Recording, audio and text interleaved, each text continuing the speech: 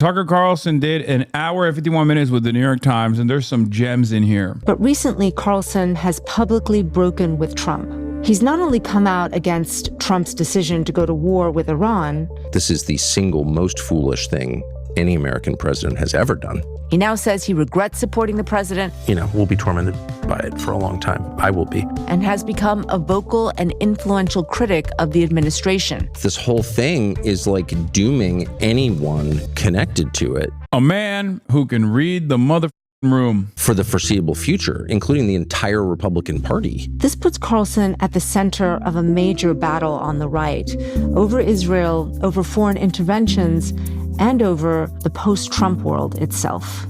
Here's my interview with Tucker Carlson. Why does Cenk like Tucker so much? Same reason why every Bangladeshi unk loves him. I swear to God, I think I know what the turning point is. Tucker Carlson defended Muslims a couple times, and that's what it took. And my unk turned into a Bangladeshi unk on a WhatsApp chat. It goes a long way, chatters, I'm telling you. And Cenk is like not like a Muslim unk at all, right? He's like American through and through. When you got a white boy, just country white, okay? We're talking, well, not country club white. Tucker Carlson is the definition of a wasp in the dictionary. When you got a guy like that, especially a guy who is not only like critical of Israel, but also defensive of Islamophobia, a guy who has been a prominent leader in the right-wing movement, come out and defend Islam and defend Muslims, it's over. That played a big role, I think, in my unk assessment. And Cenk is not even like remotely Muslim. I mean, he's Mr. Atheist, right? He's like a little bit of a edgy Reddit atheist almost, even though he has duked it out with Sam Harris for years over the Islamophobia stuff. So it's obviously important to him, right? This is like an issue. It's understandable. It's an issue that pertains to social justice. And from his perspective, Tucker Carlson coming out and like attacking Islamophobia, saying that like Israel is fomenting Islamophobia, that was huge, I think.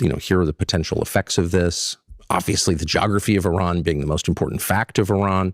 Iran is not a military power, it's an economic power. That was obvious because it controls the greatest span of coastline along the Persian Gulf, which is the source of a fifth of the world's energy, et cetera. All well known now and well known to him then. And he, I think, perfectly understood the consequences. But why was he taking your calls then? Because if he knew your position and he understood the perils, I mean, was he trying to convince you to back the war? No. He made no effort to convince me at all, other than to say it's going to be all right. Everything's going to be okay. And I just didn't feel that way. None of this, I should say, was about Trump or my relationship with Trump or my feelings about Trump. I don't trust Tucker at all, but I think this stuff is very believable. Him having numerous conversations with Trump around Iran, I totally believe it. And especially Donald Trump turning around and going, nah, everything's going to be all right. That has been reported on, okay? That has been reported on extensively, and I 100% believe that that conversation took place like that. Exactly like that, where he was like, nah, it'll be fine. That is literally Trump's modus operandi. That's his MO. He just goes, oh, you think this is going to be a cataclysmic sequence of events that will destabilize the entire planet? No, it'll be fine. I don't understand why he cares about Iran. Two reasons. One, at this point, I think Tucker Carlson is somewhat of a Pat Buchanan-style isolationist, which is ironic because for many, many years, he shit on Pat Buchanan. Now, do I believe that Tucker Carlson's main reason for supporting Trump's political rise was his impression of his opposition to the war in Iraq and a new war with Iran? I don't believe that. He's lying about that. He's a grifter. That is retconning of history. However, I do believe that he was telling Trump not to wage war with Iran because anyone with like 3.5 brain cells could see exactly how the situation was going to unfold. We knew it, and I don't think I'm necessarily smart. I don't think I'm a particularly intelligent person. I think I have just common sense, right? Tucker Carlson most likely understood that waging war with Iran at the behest of Israel would be unbelievably bad for America's geopolitical power posture, America's political future, America's capabilities of force projection. It would play a role in the death of American empire. Tucker Carlson loves the American empire. I think the Venezuela operation allowed him to retreat into a kind of fantasy in which he told himself this is going to be easy. But I don't think he believed that. And I should say, having spoken to him a lot, in this calendar year, I detected no evidence at all of dementia, mental decline. You hear people say, well, he's gone, soft. That was not my impression at all. Trump is not well informed on a lot of topics for sure, is proudly ignorant on a lot of topics, but he has kind of remarkable powers of insight into people and power dynamics. Like, you don't get to be president by accident. The guy's smart in the ways that matter politically. And my strong read was that he was doing this against his will.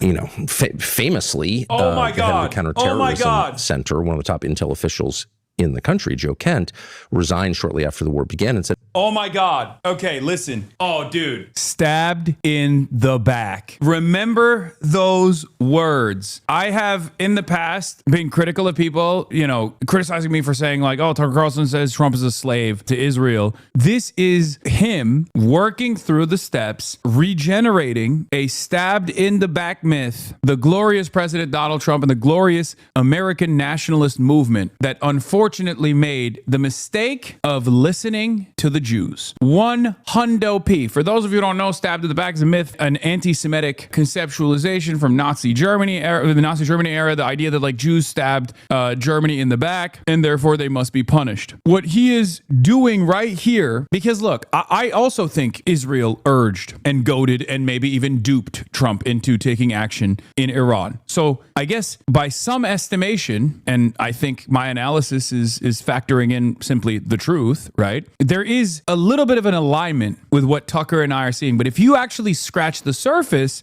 you realize that Tucker's sentiment here is to preserve the integrity and the myth of American imperialism being a force of good. I don't have that assessment. I don't believe that American imperialism and American empire is a source of good. Tucker does. So what he's basically trying to design here is the notion that Israel, the Jewish state, okay, he will never say it was the Jews that did it until it's like permissible to openly say that, right? Like until, you know, there is no stigma whatsoever associated with that. That's what I mean when I say openly say that. But his assessment is most likely that, but he won't say it. But it's very clear that Tucker Carlson is trying to create this idea that not only in Iran, but also in Iraq as well, if you listen closely to what he says, that Israel was the one that manipulated the American administrations, both in the past and currently, into taking action that they did not want to take. The idea that Donald Trump reluctantly waged war with Iran is wrong. It's just wrong. He was not reluctant to wage war with Iran. The most charitable interpretation of actual events that took place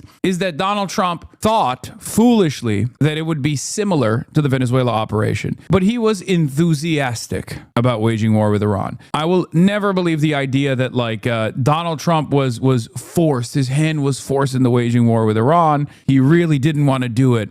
Same with Iraq. Americans just did not want to wage war with Iraq at all, but Israel, you know, got America somehow to go and wage war with Iraq. Did Israel play a role in Iraq? Absolutely. It's obvious. They did. Benjamin Netanyahu came and delivered a very famous speech to Congress. Israel was very enthusiastic, no matter how the pro-Israeli side tries to make it seem like, Israel was not on board. American Jews were not on board, obviously, with the war in Iraq, as they are not on board with the war in Iran either, because they're American Jews. They're American. They're American first. They're just Jews who happen to live in America. The idea that they are unbelievably loyal and only care about Israel is definitely presented by a lot of Jewish institutions, but if you look at the polling, you realize that that's not necessarily the truth. Having said that, I don't make the same distinction for Iran, and you might say why? Because with Iran, there is definitely a divergence in interests. Okay, has America always wanted to blow up Iran? Certainly, for 47 years. But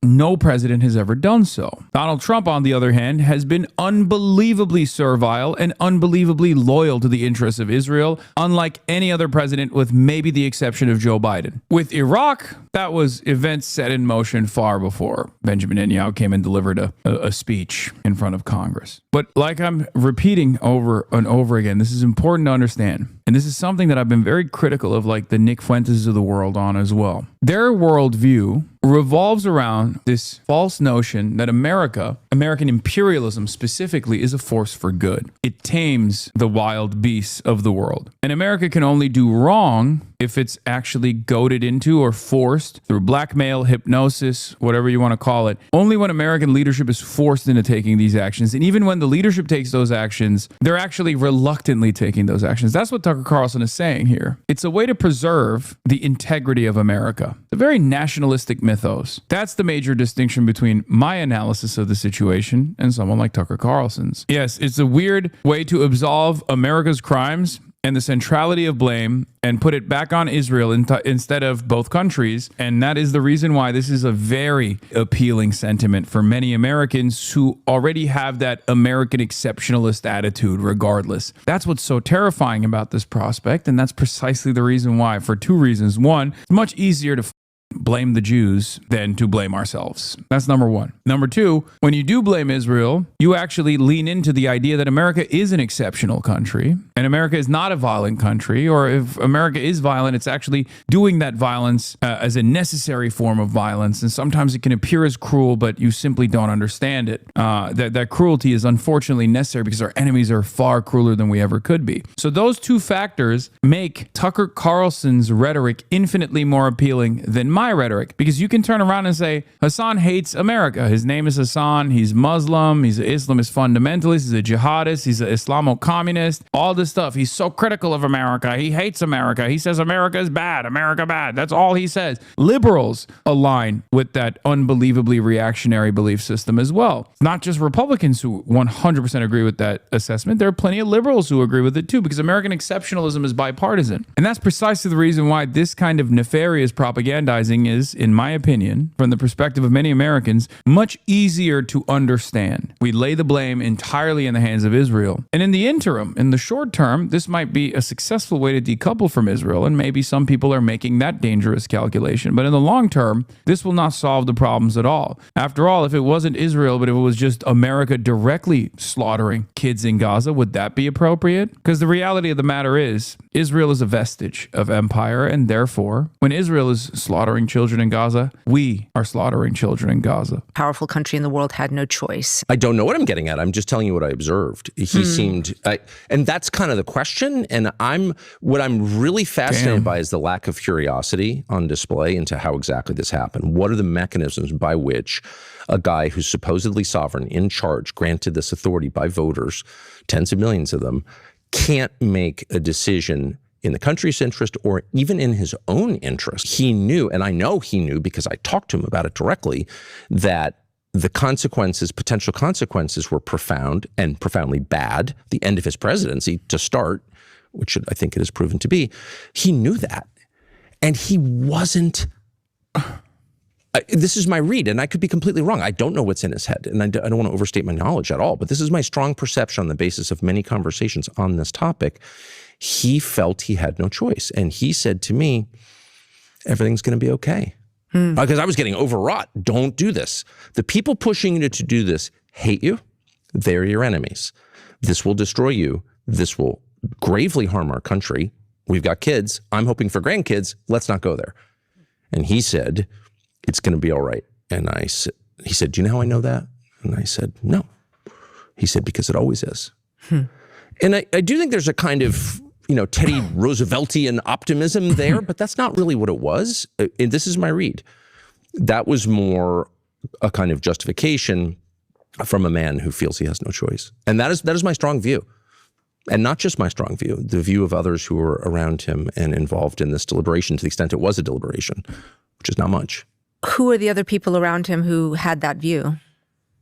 I can't speak for the views of others, but I will just say once again. He's going to say J.D. Vance because this entire exercise is, in my opinion, to gain legitimacy and credibility in the anti-war movement, in the anti-Iran war movement specifically, so he can lend that credibility either to the likes of J.D. Vance or maybe even for himself or potentially Marco Rubio. I think he's playing his cards close to the chest right now. It's either going to be Marco Rubio, J.D. Vance, or maybe even Tucker himself. Because the details are opaque. I don't speak these languages.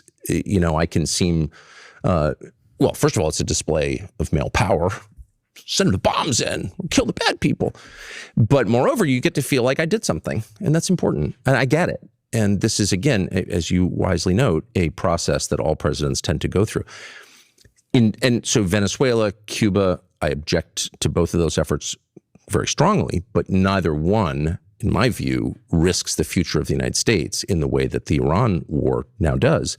And so it's a big deal. But because it is, by the way, a contiguous neighbor of Iraq, and because Trump spent years talking about what a terrible idea the Iraq invasion was, in fact, defined his candidacy in 2016 on. Yeah, that doesn't mean anything, man. Like, what the oh my God, how could Trump do this after he said so much about how dangerous the Iraq invasion was? Clearly something changed dramatically. I don't know. It's not like Donald Trump was actually a peaceful dove. Wow, he lied. Wow, I can't believe Donald Trump lied. What else? I wonder what else he must have lied about. What else did he lie about? For example, he said he was going to drain the swamp. The DC swamp has been swampier than ever since Donald Trump got his money molestation pause on it, especially in the second term. He even lied about locking Hillary Clinton up, which was an unfathomable L. It could have been the one upside. There's like little baby upside. And Hillary Clinton still roams free. You know what I'm saying? It's like, yeah, Russia, Ukraine fixed by day one. He just lies about everything. It's easier to find something that he said that is like truthful than it is to calculate all the lies. It's hard for me to believe that he just sort of organically reached this place at the end of February. He's like, oh, I think it's a good idea. He did not think it was a good idea. Shutting down a fifth of the world's oil and gas? Of all people, Trump knows that's bad. You said he's a hostage just now. You told the BBC he's a slave to foreign interests. Correct. So I just want to ask you to be sort of explicit. I mean, Trump is being held hostage by whom?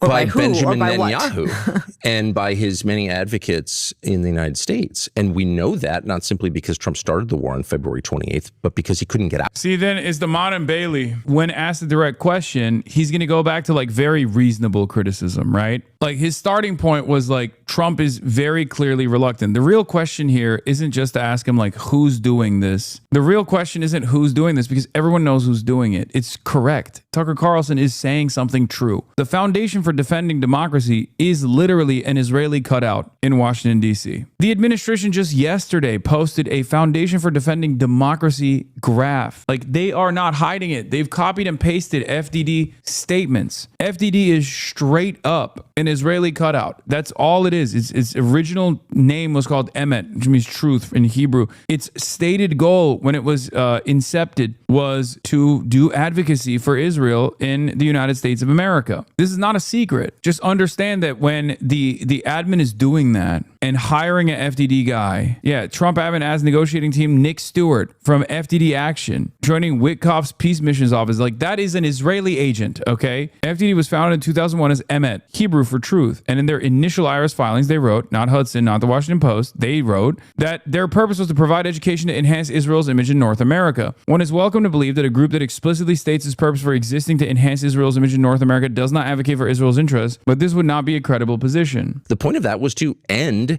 any talk of a negotiated settlement, to keep this going until Iran was destroyed and chaotic, which is the Israeli goal. I'm not attacking Israel by saying that. Their goals are different from ours. They're a different country. Yeah, they would argue, of course, that what they are doing is neutralizing the threat that has been persistent in Lebanon through Hezbollah. Oh, okay. But I mean, they invaded Lebanon in 1982. Okay, so that was 44 years ago. They've had a lot of experience in Lebanon, a lot. They've had a lot of time to fix Lebanon. They killed Nasrallah.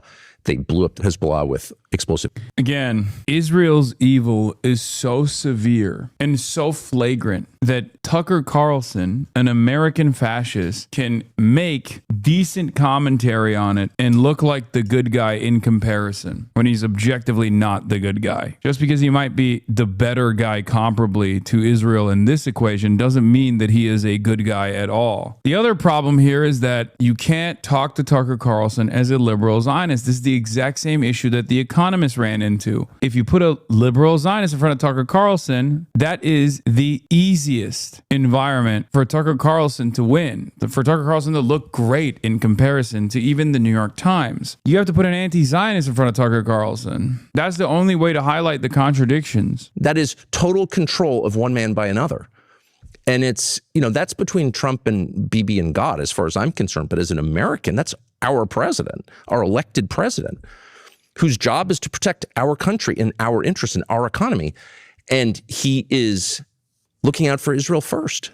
That's outrageous. And no amount of like, oh, you're an anti-Semite, which I'm not, and I'm never going to be, is going to stop me from noting that that's outrageous. It is outrageous. Before we just move on, I am curious about this one point, which is obviously Israel has tried to exert its influence on a number of presidents. Many presidents have been asked. That's music to my ears. The New York Times saying that when, if you said those words, which are true, and we all know this to be true, it is unbelievable to hear a New York Times journalist say those words. Chatters, many of you only learned about Israel and the that it's been up to in the last couple of years. But if you've been at this game for a long time, like the idea that the New York Times would say Israel has tried to exert influence over every American president. Oh, wow. God, the permission boundaries have expanded so much. Yeah, she said obviously. She even started with obviously. Oh, was it obvious? It was obvious to me. You say that 4 years ago, you're going to anti-Semitism prison, okay? You say that 4 years ago, you are never having a career. Your media career is over. If you say that at the Jiffy Lube, your job at the Jiffy Lube is over. You can't work for another auto mechanic for the rest of your dang life. You got to move different zip codes. Canary Mission's coming after you. They're doxing you. They're doxing your family. They're doxing your dog, okay? So the fact that the New York Times, the paper of record and its representative, is openly saying, obviously, oof, times have changed. I think Trump obviously has weaknesses. And a lot of his posturing is compensatory, of course. I'm not interested in psychoanalyzing Trump, but that's just clear. But what was it about this moment that allowed a foreign leader to have this level of influence over an American leader? And I don't know the answer, but again, I think it's worth finding out. I would also note that, and this is not a defense of Trump, hardly, this is the single most foolish thing any American president has ever done, in my opinion. I say that with sadness. I'm serious when I say this. I think Tucker Carlson's defending Trump here. I know to the untrained eye, it looks like he's cooking Trump. But now that I've heard him expand, now that I'm hearing him expand on the idea that Trump is a slave, because when I say Trump is a slave to Israel, my assessment is not, oh, Trump is technically blameless here. Tucker Carlson, on the other hand, is very clearly designing this narrative that like Trump actually didn't want to do this at all. It was somehow a victim, was somehow forced into doing it. We'll see how Trump responds to this interview too. I want to know. He's not defending Trump. He's extending sympathy for his base. I think he's not extending sympathy, but you're right. You're right there. He's trying to maintain the base for what comes next. Isn't he making Trump fully accountable for saying he's mentally stable? No. Him claiming Trump's mental stability, saying that Trump is mentally stable, is not to actually put the, redirect the blame back to him. It's to say there are other dangerous forces that took this mentally competent man and forced his hand into taking action here. It's precisely because he doesn't say Trump is actually insane. He's lost a step. He's out of his mind that led me to arrive at this conclusion. He's saying Trump is competent. He's just saying that there are more powerful forces, puppeteers, holding the puppet strings above Trump's head. I think his implication is it's blackmail, by the way. I think that's the narrative through line. Israel, Epstein files, blackmail, which, by the way, it's not that crazy of a theory, I'll admit. I don't think it's that crazy of a theory at all. Every time Donald Trump is throughout this Iran stuff, even Melania coming out and just giving an advanced warning about how she had no affiliations with Jeffrey Epstein whatsoever right after the ceasefire negotiation that Trump put together with Iran against Israel's demands. I don't know. Awfully suspicious timing from Melania Trump to come out and defend herself in advance against whatever might come out. That's a crime. That's a moral crime. So to brag about that and then to mock Islam?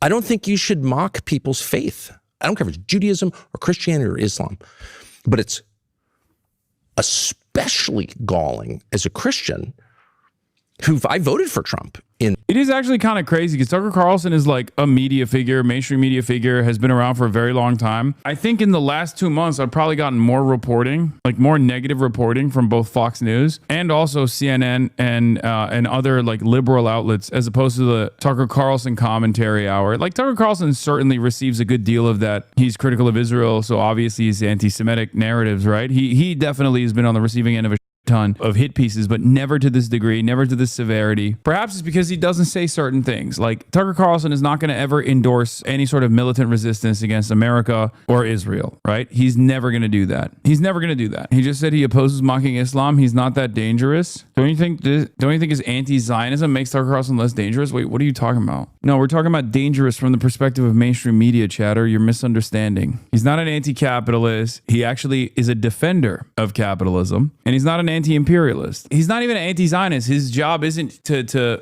try to explain to people why certain groups that have been dominated for 80 plus years are going to inevitably fight back. At most, he'll say, Hamas and Hezbollah are not my primary concern. What's going on? Why are we even talking about these guys? They're not dangerous to America or whatever, you know? Is there a greatest hits of Tucker Carlson being a white nationalist so we can exposure therapy some chatters? Hold on. Hi, Tucker Carlson's white pilling your dads every night. On the left, you may have noticed everything is about race. Everything, even things that have nothing to do with race. So this is from 2018, okay? October 3rd, 2018. 100,000 views on the Young Turks, okay? Ironic because if you search Hasan Piker Tucker Carlson, you find articles comparing me to Tucker Carlson. That's what is at the top of the algo from JNS and whatnot, but here it is. Tucker Carlson's white pilling your dads every night. On the left, you may have noticed everything is about race. Everything, even things that have nothing to do with race. There's one thing Tucker Carlson hates. It's continuing to wear bow ties. That and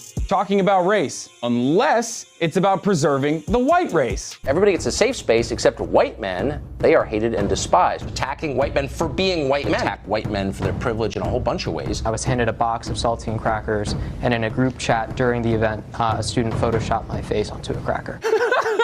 This is what Tucker Carlson's doing with Bill O'Reilly's coveted 8 p.m. slot on Fox News, which is currently the third most popular cable news show in the country. By the way, just to pause, I assume that's a slur against your ethnicity, correct? I've talked about this on my Twitch a lot, but only the most important subjects are covered on Tucker's show, like white genocide, which is in fact something that the left is advocating for, apparently. But he did not, notably, advocate for genocide. A Georgetown professor called Christine Fair did do that. Imagine being a producer on Tucker's show, constantly scouring the internet looking for blue checkmark Twitter users saying dumb things while they're emotionally distraught in order to make wild claims like that the left is advocating for white genocide. Of course, this isn't how white genocide is actually happening. According to the folks Tucker is mirroring, white genocide is happening because immigration is changing the nation's demographics, and it's being justified by an evil liberal plot called diversity. Diversity is our strength, they screech, as if that settles the conversation by itself, like a magic talisman. Diversity. We hear about it non-stop. It's the mainstream motto. Tucker's relentless attacks against diversity, multiculturalism, and immigrants as a whole are literally identical to white supremacists, white nationalists, and neo-Nazis. They're also reductive and oftentimes completely baseless comparisons. How precisely is diversity our strength? Since you've made this our new national motto, please be specific as you explain it. Well, for one, diverse executive boards generate better returns, among countless other studies that show the many benefits of diversity, but I'm sure the biases of racially anxious agitators are more important than empirical evidence. Can you think, for example, of other institutions, such as, I don't know, marriage or military units, in which the less people have in common, the more cohesive they are? Well, Tucker, you have the most in common with your family members. Are you suggesting keeping marriage within your family? Why do you want to have sex with your cousins, Tucker? Also, as far as non-diverse militaries... Interesting that I was doing the inbred joke even as far as back in 2018. For the record, another moment of irony is now the inbred jokes that I use against like Jewish supremacy is now being presented as like the utmost maximalist anti-Semitism. Maybe you should open a history book and take that up with General Robert E. Lee. Go on, Tuck. What else? Latin American countries are changing election outcomes here by forcing demographic change on this country at a rate that American voters consistently say they don't want. This assertion is preposterous because, I mean, it's completely untrue. Just look at polling data. 75% of Americans say that immigration is a good thing. So who are the Americans you're referring to here? These guys? It sounds to me like we got a problem with people who got here legally altering the landscape politically. I don't like it. You. Stop it. But I guess we should just run the country on the white fragility of crying neo-Nazis as opposed to the overwhelming majority of Americans' wishes. But play us out, Tucker. Give us a cherry-picked example that could easily be countered with facts. Hazleton's population was 2% Hispanic. Just 16 years later, Hazleton is majority Hispanic. That's a lot of change. People who grew up in Hazleton return to find out they can't communicate with the people who now live there, and that's bewildering for people. Hazleton's a perfect example of immigrants saving a small coal mining town from absolute economic annihilation by opening up small businesses, and even the large immigrant-run corporations who have brought jobs over to the small town. This is, of course, despite the efforts made by the white population to fight off the immigrant scourge with unconstitutional regulations. And even the Nat Geo article that you're using here to advance your narrative mentions the reality that immigration has drastically improved Hazleton. But you won't hear that part because Tucker's not in the business of making America better. He's just trying to do white identity politics. And I'm sorry to tell you this, Tucker, but facts don't care about your feelings. I'm Hasan Piker. If you're... Was that a little taste for you guys? Was that good enough? So I hear you say that, but I am compelled to question it a little bit because are you simply just going public about something that you felt privately for some time? Because in 2021, through the Dominion lawsuit against Fox News, some of your texts went public. Right. And I'm just quoting from a couple of them. You know, you said, there really isn't an upside to Trump. You said, I hate him passionately. I mean, clearly you had some feelings of reservation about the president. Without question. Before this time. There's no... Yeah, no, it's because he's a phony. Dude, that is the best one where the Dominion case revealed that Tucker was just like, I hate this piece of shit. God damn it, he's such a son of a bitch. He's ruining the beautiful neo-Nazi movement that we could have designed by being so selfish. He set our movement back. I mean, he wasn't saying it like that, but he was basically saying that, right? I hope you guys understand that's precisely what he was angry about. So I'm just trying to understand the... You know, I have a lot of thoughts and theories about things which, you know, may or may not be rooted in reality. So I hesitate even to spring any of my theories on you because... like they're probably insane. But one thing that has bothered me for many years is the fact that a lot of people in Trump's immediate orbit have been hurt and really hurt, you know, gone to prison, become unemployable, publicly shamed, gotten cancer. And I just am a believer in like big picture assessments of things. And you know, so you're trying to think like, is Trump good or bad? Like he's saying things I really agree with, but then people around him are getting hurt. Yeah, they got cancer because of January 6th. No, he's talking about people that got cancer while they were in prison, I think. Like some of the January 6ers, right? Is the country actually getting better? I don't know. It's hard to know because to some extent your vision is obscured by the intensity of some of these debates. Mine has been, is easily obscured by that intensity. But did I have reservations about Trump? Of course. And, you know, to some extent I sublimated them or rationalized them away or focused on areas where I agreed with him. But I told myself, and I to some extent still believe, like it's the big decisions that matter. And I knew, because I know the Democratic leadership really well, that they're completely under the control of the same forces and that we would get a regime change war inevitably in Iran if they were elected. And so I told myself is the way to avoid the really bad thing. Come back to this moment for you. Which is there's the political case against Trump that you make. But I do want to ask you about the moral case that you've been making as well. And that's a word that you've used.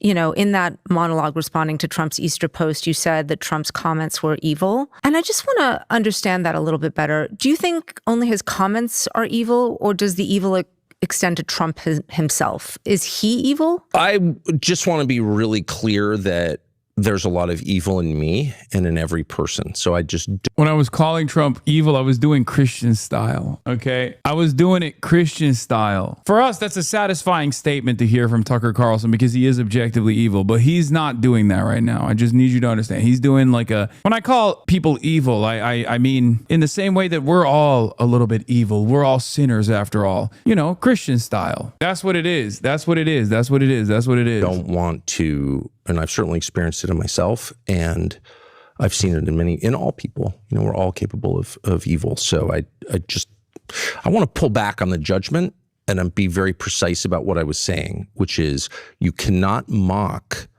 other people's gods and put yourself in their place. Period. That is a deal killer for me. That's worse than the war with Iran, in my opinion. Yeah. But I ask because, you know, you've been talking on your show about whether Trump is the Antichrist. I have not said that. On your show the day after Easter. That's worse than murdering little schoolgirls, okay? I just don't think Tucker Carlson or any person sincerely believes that, okay? Disrespecting God, like disrespecting Christians and Christianity is worse. Tucker, first of all, you're not a fundamentalist Islamist, okay? Like Tucker is literally doing the drawing of the Prophet Muhammad is the ultimate sin, and I will fight you to the end. This time for you know, disrespecting gods. Like shut the up. By the way, that's like ISIS.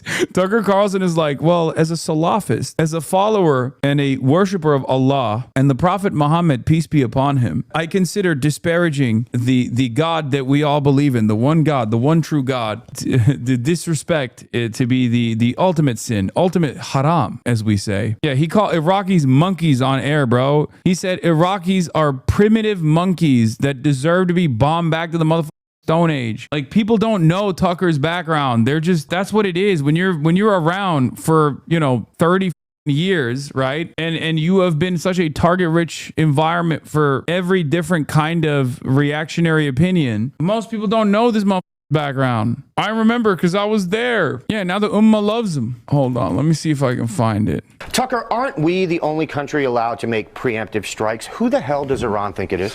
That's it. Actually, I know you're sort of kidding, but I agree with that. I think we are the only country I'm not with the kidding moral at all. authority. Rather, we Yeah. are. That's absolutely right. The only country with the moral authority sufficient to do that. The only country that doesn't seek hegemony in the world. I do think, I'm sure I'm the lone voice in saying this, I think Iran deserves to be annihilated. I think they're lunatics. I think they're evil.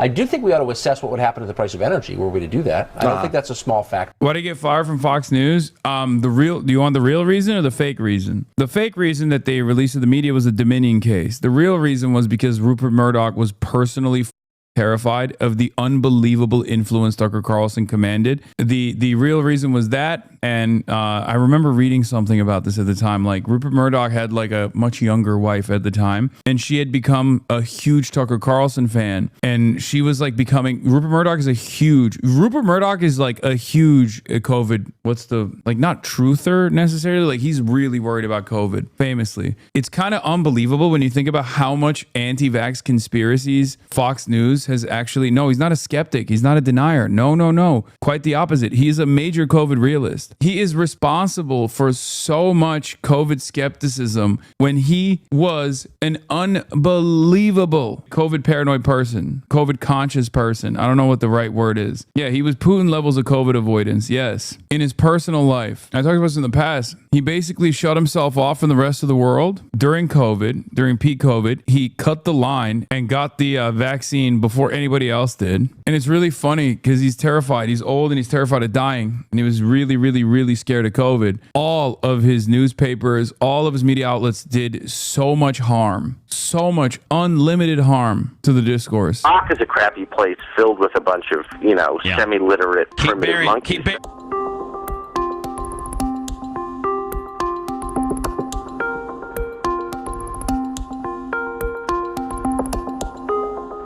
Typical whining from a black politician about how you don't like me because I'm black, using racism as a defense, right? I can't. Yes, I know he apologized for defending the Iraq war, dude. Yeah, I know. He was a silly little 34-year-old or something at the time when he was saying all this stuff. He was just a guy who was duped, okay? I know. You people will believe anything, okay? It's awesome. I've spent my whole life in the media. My dad was in the media. Like, that is His dad was in the CIA. a big part of the revelation that's changed my life, is the media are part of the control. Calling it one of the biggest regrets of his life. I know. He's changed. It's just crazy because nothing else changed. And just to be totally No, in clear. Revelations, obviously, the Antichrist is named in different. Yeah, and not just Revelation, but throughout the Yeah. New Testament, there are references and in the prophets as well. So, but no, I'm not speculating about that. I know that people are speculating about that, but I would say it's enough to acknowledge that Trump, like many leaders through history, is putting himself above God. But even on a more terrestrial level, like to send out a picture of yourself as Jesus has got to be a red line for Christians. How could it not be? It has to be. And I wish that Christians would speak up when he attacks Allah, when he mocks the faith of Muslims. So to be clear, though, that was not what you were suggesting. If I thought Trump was the Antichrist, I would just say so. The defending Islam part is, he's so good, man. He is such a demonic entity. He's packed up the Ummah. The Ummah will never recover. They will wage war at the behest of Tucker Carlson. Something chatters aren't internalizing is how shallow Tucker's commitment to any ideology is. They say him saying the correct words in a field of mainstream liars, when in reality he's adopting populism to boost his public image. Look up sophism. I think so too, but I don't agree necessarily that Tucker Carlson doesn't have one underlying agenda. I think he is truly a white nationalist, or at least white nationalists think he's one of them. He might be agnostic on the Jewish problem, right? The Jewish question, he might be somewhat agnostic on. I still lean on the side that he's just like, he's anti-Semitic, but he knows how to, keep his cards close to his chest. But he and Candace both do what I call Ummah slop. They know they have a ton of Muslim followers now because of their anti-Israel advocacy that they throw bones in. The only issue is they break with other Christian nationalists or things that Muslims care about. Yeah, there is nothing more powerful than a white man defending Islam, a white Christian man defending Islam from a position of authority in the eyes of the entire Muslim world. Or, Candace Owens as well. Powerful American Christian woman. Oh, you don't understand, dude. These are going to do numbers in the WhatsApp group chats. Oh my God. In terms beyond just material. Obviously, the commodity flow through the Strait of Hormuz is, essential to the global economy. Got it. But I also think there is a world beyond our senses. Every culture and civilization has understood that from the beginning of time, and we're in this weird anomalous moment where we've been trained not to think that, but it's real. And this is a realization that's dawning on me. I wasn't thinking like this at all until several years ago. So I don't want to pretend that I'm a shaman or anything like that. I just want to make the point repeatedly, again and again and again, that there are unseen forces that act. There is a spiritual realm. And we are subject to those forces for good and bad. And I don't think that Bro, this guy once unironically said that he woke up one night and he had scratches all over his body and he thought that there was demonic possession at play. Oh my Lord, it's like such a ridiculous person. Any person can deny that. I just want to make the point that you did say, could this be the Antichrist? And then you said, well, who knows?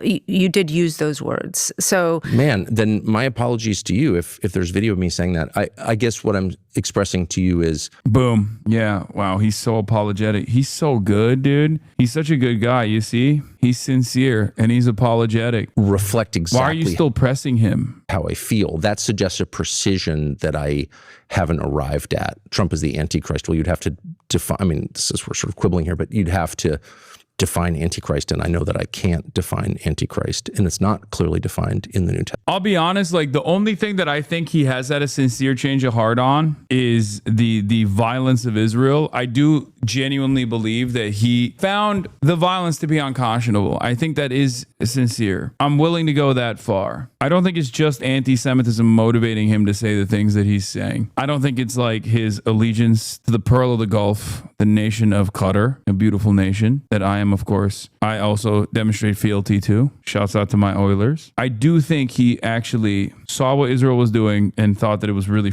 up. I'm willing to go there. What makes you think that? He went to the Palestinian Children's Hospital and he visited, and he didn't have to do that at all. Just like Christian Zionists, more than anybody, you've said they have a brain virus. You have apologized for those. They have a brain virus? Wait, he apologized for that? Ugh, God. He's such a bitch, too. He can't even say they have a brain virus. Oh, I was so apologetic about that. I can't believe I said some of the most brain broken, insane people in this country. Man, this shit, okay? This is why I stand on my principles, okay? This is why I can't stand motherfuckers who come to me and be like, oh, Hasan, you're not being consistent here. It's like, oh, shut up, bitch. When have I ever backed away from a sincerely held position? He can't even say that Christian Zionists have a brain virus. They do. Derived from this scene in Genesis, then to whom does it apply? Who are Abraham's heirs? And he said, well, the Jews. And I said, okay. And by the way, just to be clear, these are not conversations that I sought. I was never interested in this topic. Like, Israel's a country with borders and sovereignty and a seat at the UN. And it's a nation state like ours, like every country. The second you start telling me that as a Christian, I'm obligated to support the government of this country, then I have a right to ask you what you're talking about. It's that simple. So, okay, fine. I flew all the way to Israel, which I didn't want to do. And I asked him, what are you talking about? To whom does this right apply? And on what basis? Shut up, anti-Semite. Okay, now. So from my perspective, that was like the most revealing conversation I think I've ever had. Why, though, were you so interested in those questions about... Oh, God, these people. Oh, my God, you're unbearable, dude. I can't stand this.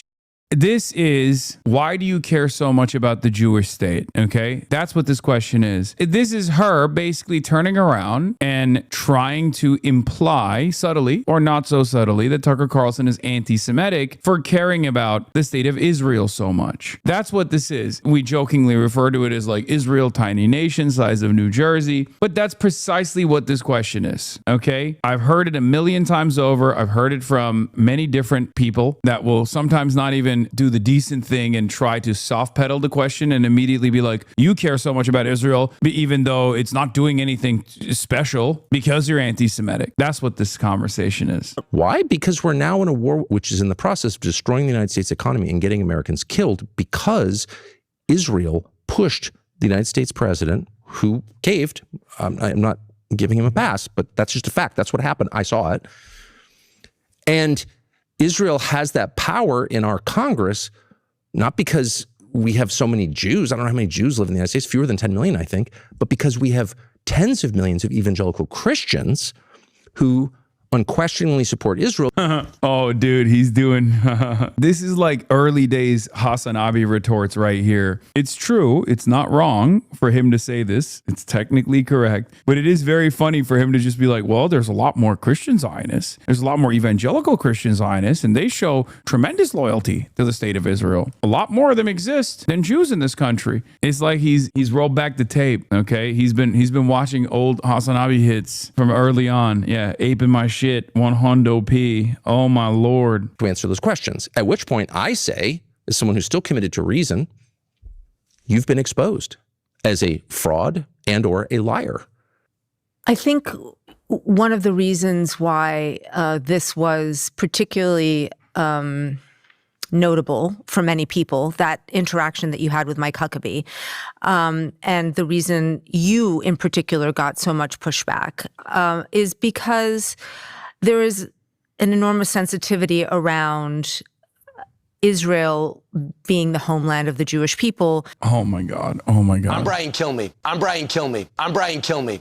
I'm Brian Kilmeade. I'm Brian Kilmeade. I'm Brian Kilmeade. Oh my God. Who cares? Are you serious? Do you hear yourself? Oh no. This colonial outpost that is an apartheid state filled to the brim with ethno-religious supremacist values that has conducted a genocide is also, I'll have you know, the very special emotional support apartheid state that's conducting a genocide. For many people, why don't you think about their feelings? Oh, I'm sorry. I didn't realize that I was supposed to care about those things. This in and of itself is no different than someone being like, oh, you want black people to be able to vote in the South, but don't you care about the feelings of white Christian nationalists in the South? They feel like their rights are being encroached on if you actually bring this up, if you actually advance this position. Who cares? I'm sorry. I don't give a okay? Genocide is bad. I don't give a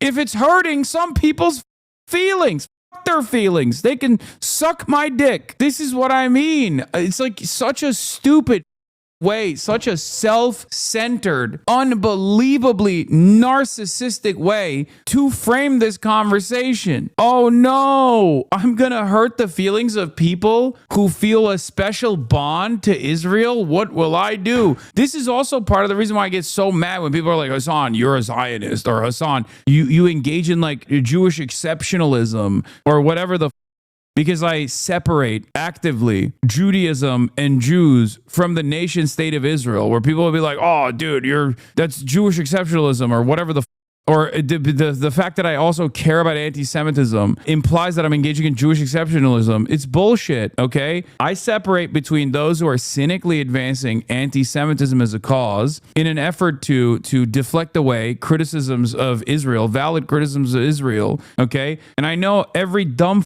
loves chirping at this very moment and goes, oh, not gonna lie, it's kind of true though. Yeah, totally, dude. You're right. We should actually be anti-Semitic. That's the best way to defend Palestinians, right? You're a idiot. My question always is, does this help the cause? Okay? Is being anti-Semitic helping Palestinians? No, it's not. There's no strategic goal there. There's no calculated goal there. It's just untrue, and it's stupid. Including Israelis or Iranians or Venezuelans or anybody else. Everybody has his or her own set of concerns. But my concerns revolve around my country.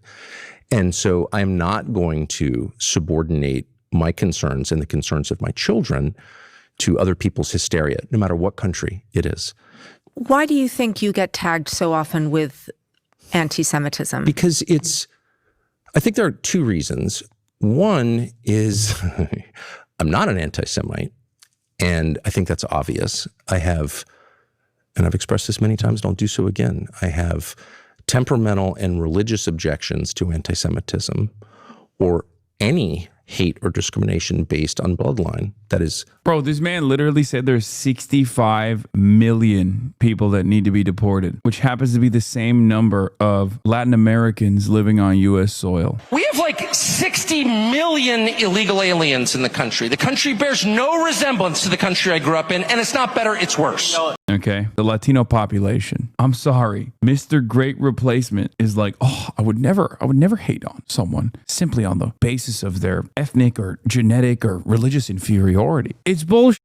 It's complete and utter nonsense, okay? This is where a competent libtard is supposed to interject and go, I don't think that's true. You are the most prominent defender of the Great Replacement theory. Like, please, be a competent libtard, okay? I have listened to you on NPR for years. I know you have it in you. Please do this. Here's Ben Lorber's take on this from April 13th, this is so long. He wrote a book. He's working on a book called Kingdom Now, Christian Zionism from the Puritans to MAGA. Israeli right and its supremacist agenda. Today, tens of millions of MAGA evangelicals remain rock solid constituency in backing the unending carnage in Gaza, Iran, and beyond. And beyond America's shores, the rapid growth of non-denominational neo-Pentecostal Christianity is conscripting hundreds of millions of Christian Zionist foot soldiers across Africa, Asia, and Latin America. That's why they had to apologize for breaking the Jesus statue in Lebanon, by the way. If it actually reaches the point of salience amongst those populations where they start thinking, wait a minute, these Jews are actually disrespecting Christianity, then they have to address it. Same thing with like Orthodox Jews in the West Bank, the settlers spitting on Christians as they're like going in and out of churches and shit, right? Those are some of the few things that the Israeli state has to address, as opposed to like just wholesale slaughter of Palestinians. Christian Zionism is part and parcel of the rise of Christian nationalism, helping corrode the foundations of democratic pluralism in the U.S. and all around the world. I agree with that. Its adherents demonize Palestinians, Muslims, and anyone who opposes the dystopian vision as instruments of the devil, enemies of the Judeo-Christian West, and to be swept aside in a 21st century style crusade. And their fervent proclamations of love for Jews are laced with anti-Semitism. Anti-Semitism conscripting our communities as cannon fodder in their clash of civilizations. Where does the right to exist come from that Israel has, that I've been told for many years has a unique right globally to exist? Where does that right emanate from? Who granted that right and on what grounds? And they can't answer the questions, and they don't want to have the conversation. So just to be totally clear, Asking questions. This is the other side of the story. The answer to this question is the same as the United States of America. America is also a settler colonial operation, and so was Israel, and so is Israel, I guess. And that's what it is. It was through blood. It was through conquest. So the answer is the exact same for Israel as it is for the United States of America. Okay? It's built on violence. That's how states were designed. I think I've been attacked more viciously by Christian Zionists than I have by Jews, just in point of fact. It's a kind of nice universalism to it. But I'm not intimidated. I don't know why I would be. In fact, I think it's my obligation not to be intimidated. Can asking questions, though, stir up hate? I mean, language is power. Oh my God. Oh my God. Lulu, you are doing a terrible job asking these questions. What are you doing? What are you doing? What the kind of, are you just giving Tucker Carlson a nuke? Is that what it is? These are questions that you would design if you wanted to make Tucker Carlson just dunk on you. These are unbelievable layups, like just straight lobs, dude. I mean, this is such a layup that the New York Times audience is going to watch this and go, yeah, Tucker Carlson is actually doing a great job here. I didn't think that I would ever find myself in agreement with Tucker Carlson, but I am now. This is why you can only counter Tucker Carlson as an anti-Zionist. You can't counter Tucker Carlson as a liberal Zionist. On this issue, you are going to be less moral. Tucker Carlson is closer to the truth and closer to morality on the issue of Israel than a liberal Zionist. It might hurt people's feelings to hear that, but it's just the truth. And that's precisely the reason why when people actually don't address Tucker Carlson's inconsistencies in his worldview adequately, which only an anti-Zionist can do, an anti-fascist can do this, because if you have any sort of defense of Israel in mind, you're going to get destroyed. You're going to get destroyed because Israel is indefensible. Okay, Israel's actions are indefensible. The concept is already indefensible by 21st century sentiment, right? The notion that ethnic cleansing had to take place and has to continue for 80 years, and an apartheid has to continue so that, there's a demographic majority that must remain, a Jewish demographic majority that must remain, and it's like backed by the state. Everyone understands now that that is an unbelievable crime. So once you arrive at the conversation, attitude in mind, if that's your primary focus, you're going to get cooked no matter what. You're never going to be able to outmeet Tucker Carlson on this issue. He's just going to come across as the moral party in this conversation because he's going to turn around and say, that's crazy. And I think that there is a concern that I have, and a real concern. I don't mean this as something that people say to slander anyone, but just a real concern that the rhetoric where everything is blamed on Israel, where Israel has these supernatural powers almost to influence the president, to influence. Oh my God. Oh my God. Oh my God. Oh my God. What a totally ridiculous line of questioning. The previous president, George W. Bush, to enter into the Iraq War, to be involved in assassinations, etc., that it has echoes of that, and that people are genuinely. Okay, first of all, let me just say, not everything that she brought up is valid. It sucks that some of what she brought up are genuine things that Israel has done, right? It's not other people's problem that Israel chose to look at a textbook of what not to do and then chose to do those things, okay? Like, yeah, you're like, oh, well, protocols of elderly Zion dictate that, Jews are undermining, American domestic affairs. Okay. But Israel is literally writing legislation by way of AIPAC to undermine the First Amendment. Like, you can recognize what is an anti-Semitic dog whistle and also what is the truth at the same time. When you actually start, if you point to what Israel is actually doing and say this is an anti-Semitic trope, you're not going to actually get people to stop saying those things. You're just going to make them think that maybe in the past, those anti-Semitic canards were also lies. They were also built around lies, as in they were what Jews were doing. You're going to foment anti-Semitism. The greatest example I can give you, the most direct one I can give you, okay, no holds barred, is blood libel. Blood libel was a lie that non-Jews often told about Jewish people in times of famine or some kind of economic struggles, or when there was not enough food in the village, or the people were getting sick. The idea was that Jews were responsible for that because they were eating children, drinking the blood of Christian children. That is a blood libel. And And this lie was deployed to drive out Jews in pogroms, oftentimes very violently, from the villages that they occupied. That's a very well-traced, historic lie that people told about Jews to kill Jews. That's what blood libel is. But in 2026, if you turn around and say, wow, how dare you say Israel is killing children when Israel has killed tens of thousands of children on camera, and you call that a blood libel, you're not actually defending Israel at all to average people. You're actually disparaging what they may have previously believed was a blood libel. You're diluting the impact of the term blood libel, and you're causing people to no longer believe that, you know, these things that happened to Jewish people historically were even real at all. Because we can see what Israel is doing, especially when you turn around and you tie Israel's actions to Judaism. You're like, no, this is the Jewish state. How dare you accuse the Jewish state of killing children? Well, first of all, you're saying it's the Jewish state, okay? That's you. And I've seen Israel kill children. What am I supposed to believe? You listen to normies who aren't super into politics describe why they're anti-Israel, and you realize most of them have just never been challenged on it by anyone around them or the media they consume. Exceptionally true for Europeans. It's because they see dead kids on their social media. It's not that hard to understand. Or maybe they just decide to stop dialoguing after they realize they're talking to a pro-child murder psychopath.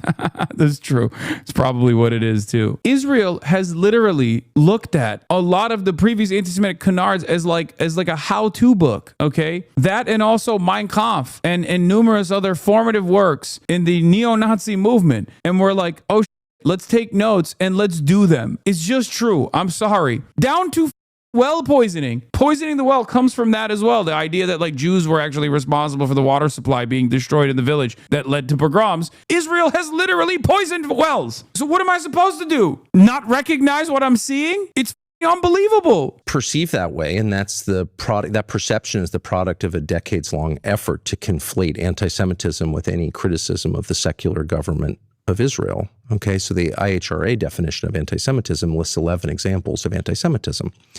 And that's been adopted globally. 40 different governments have adopted it as their standard of what anti-Semitism is. And 2/3 of the examples are criticism of Israel.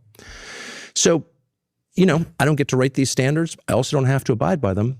And I reject. Bro, I swear they're way harsher with me than they are with Tucker, by the way. These are just softballs that are such easy dunks under the veneer of charitability from the New York Times. Dude, when people talk, even when it's like a friendly conversation that I'm having with like a non-contentious reporter, even if it's a puff piece that they're writing on me, I have to address way more cynical smears than Tucker Carlson is addressing here. Now, part of that is because Tucker is a much more experienced media demon than myself. He's been doing this for almost as long as I've been alive, let's be real. And therefore, he's shaped his commentary in a way to never step on any landmines, but also because Tucker Carlson's worldview is different than mine, where he is an America first, American exceptionalist, right? I don't treat America as an exceptional country. I want America to potentially be an exceptional country one day, but it's truly not an exceptional country currently. So you're just not going to get me on board with the lie that criticism of Netanyahu is hatred of all Jews, because it's not. And I don't care how many times someone repeats that to me. I don't care. And by the way, I've lost friends over this, and I do grieve that.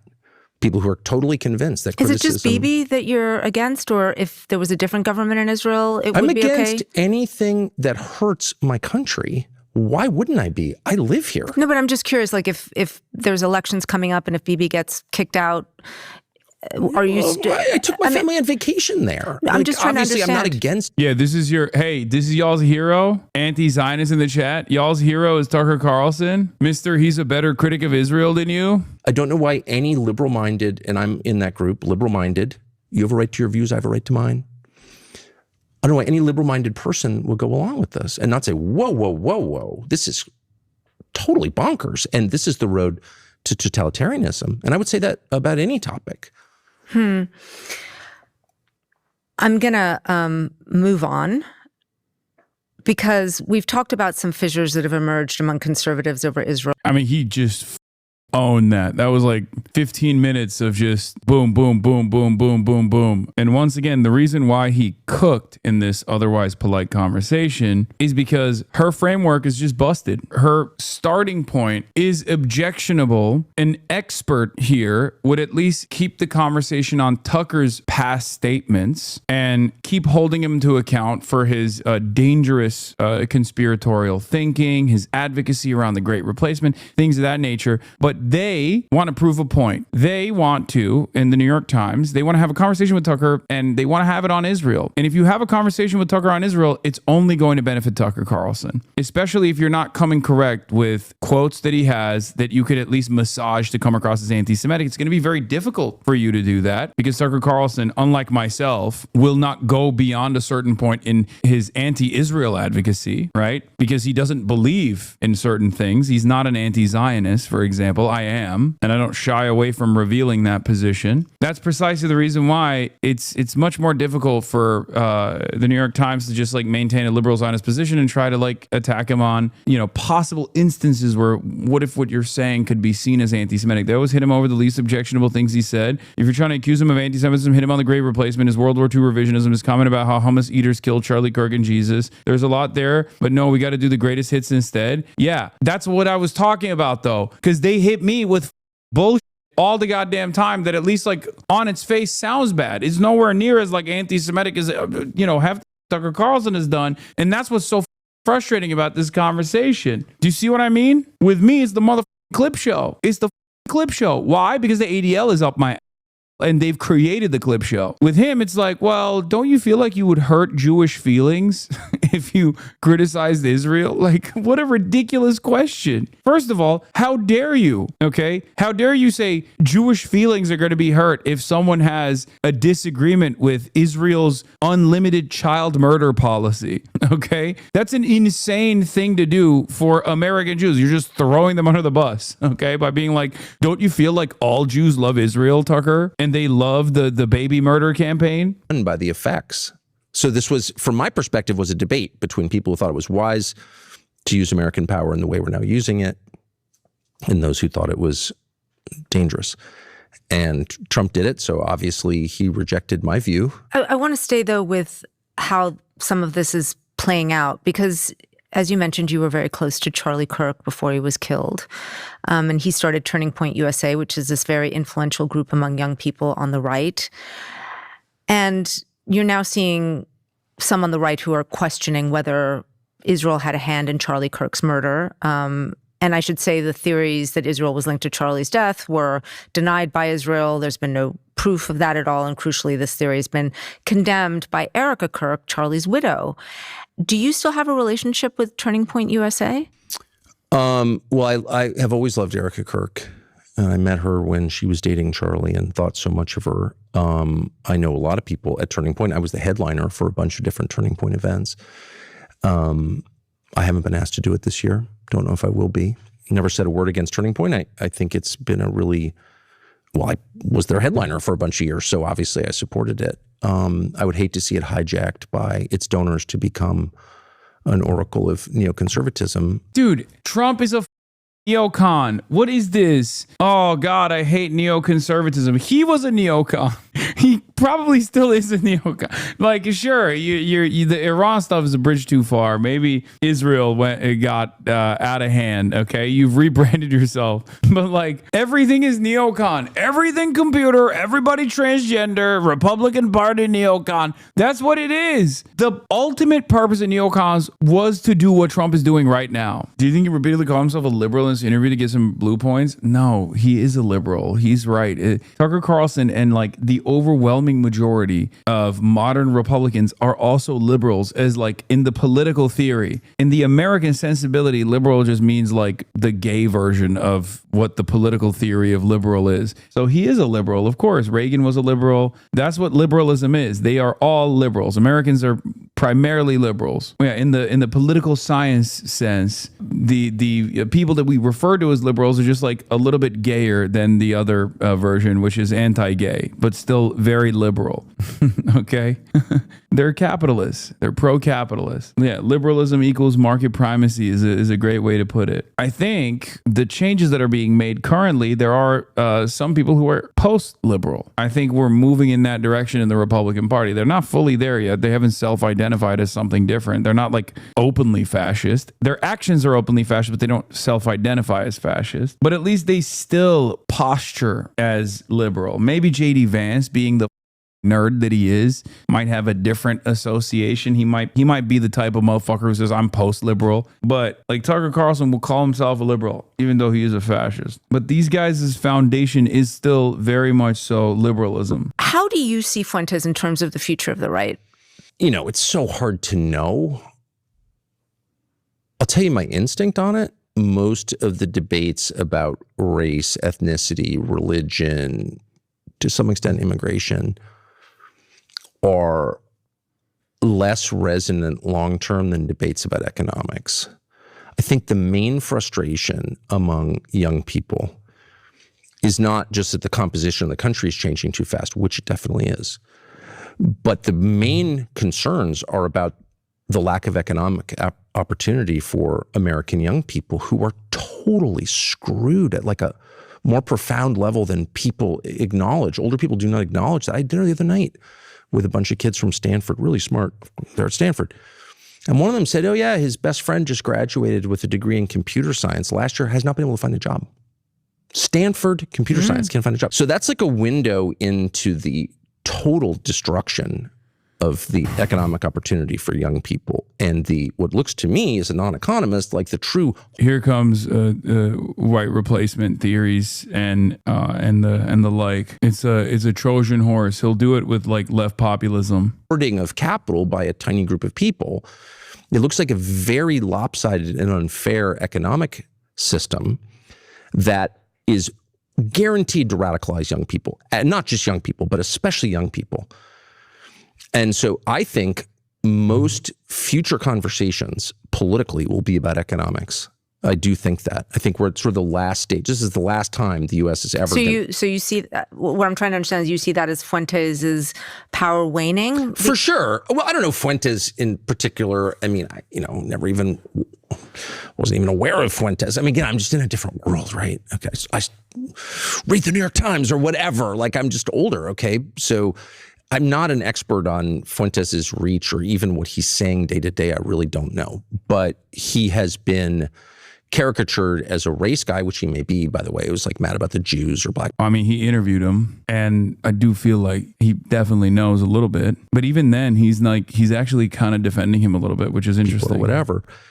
But I'm just telling you, I think the future, the energy, not just on the right, but I think right and left agree on this, under 30, is that young people have been shafted by older people, particularly by the baby boomers, people born between 46 and 64. And I think they're right about that. I do think that's like the most selfish generation, most loathsome, mediocre generation in this country ever produced.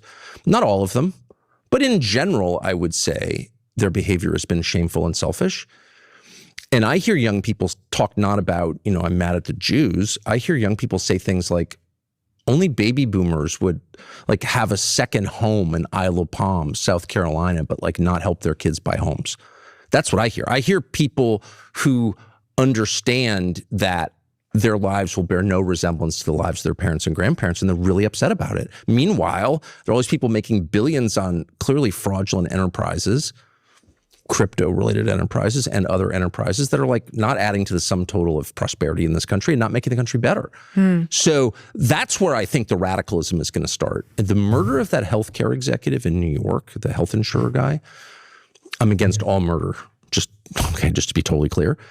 But I was surprised but not really shocked by the reaction, the positive. Oh my God. It's hard for me to not be a little disturbed by this, because he is saying literally every bar for bar verbatim the shit I've said. That's crazy. Reaction. All these kind of normal looking people on the internet are like, I'm glad they killed him. They don't even know his name. However, that reflects this revolutionary frustration. And I do think it's revolutionary. I think one of the reasons that Trump is apparently going to make weed legal is just so we can lower testosterone levels even more. just make people more passive. Have some more benzos. Like, it's fine. It's totally fine. Because it's And then he just flips it back to social conservatism and a prohibitionist attitude. Incredible. I guess that's a way to redirect it, you know?